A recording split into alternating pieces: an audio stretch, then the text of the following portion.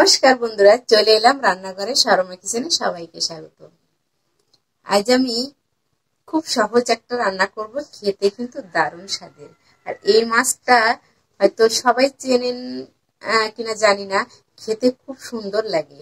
পোনা মাছ, বাটা পোনা বলা হয়। আর এর স্বাদটা খুব সুন্দর হয়, অল্প মশলা দিয়ে রান্না করলে বেশি সুন্দর লাগে। তা আমি এভাবেই রান্নাটা করব। প্লিজ আপনারা পুরো ভিডিওটা দেখুন। ভিডিওটা ভালো লাগলে শেয়ার করুন। নতুনদের কাছে অনুরোধ, সাবস্ক্রাইব করে আমার পাশে থাকুন। পাশে থাকা বেল আইকনটা প্রেস করুন, তাহলে প্রথম নোটিফিকেশনটা চলে যাবে আপনার কাছে।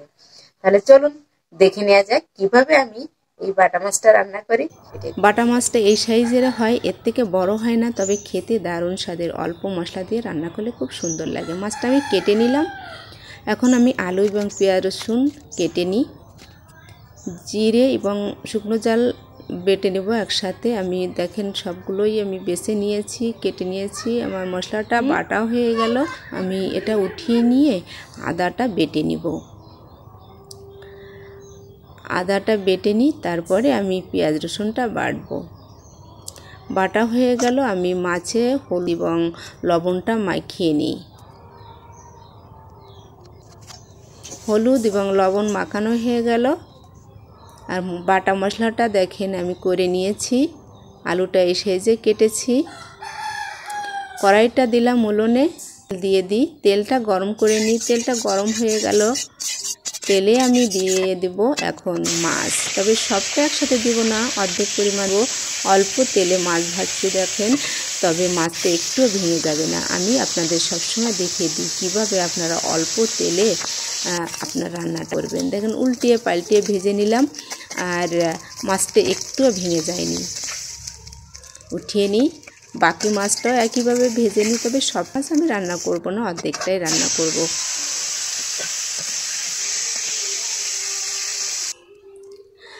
কড়াইয়ে আমি আবার তেলটা দিয়ে দিই। মাছটা উঠিয়ে নিয়ে এলাম, আর জিরে ফোড়নটা দিয়ে দিই।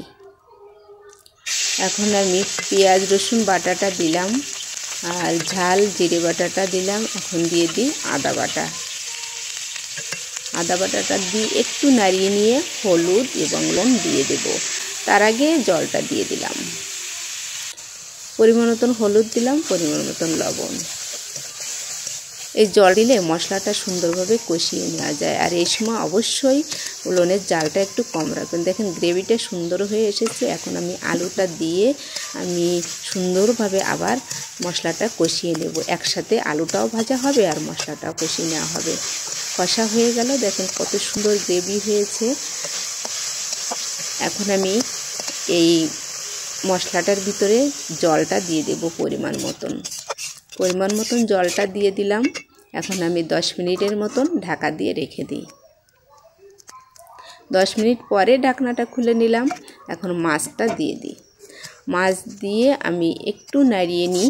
আর এ সময় আর ঢাকা দেব না, আমি 3 থেকে 4 মিনিট অল্প জাল করে নিব।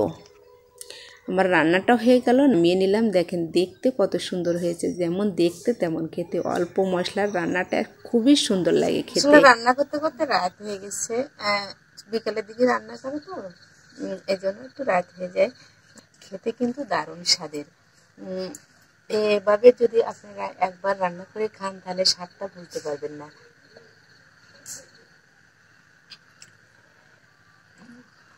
এই বাটা মাছ এভাবেই রান্না করে খেতে হয়, অল্প মশলা দিয়েই রান্না করলে খুব সুন্দর লাগে। আর আমি তো আপনাদের সবসময় স্বাস্থ্যসম্মত উপায়ে কিভাবে স্বাদের রান্নাটা করে খাবেন সেটাই দেখিয়ে দিই। আর চেষ্টা করি আপনাদের সামনে স্বাদের খাবারটা অল্প তেল এবং মশলা দিয়ে কিভাবে তৈরি করে খেতে পারেন, সেভাবেই আমি ভিডিওটা তৈরি করার চেষ্টা করি আর রান্নাটা করি, যেটা স্বাস্থ্যের জন্য ভালো হবে। আর খেতে খুবই সুন্দর হয়েছে। আমি নিজেকে বলবো, আপনারা নিজেরাই এভাবে রান্না করে খেয়ে আমাকে কমেন্ট করে বলবেন কেমন হয়েছে।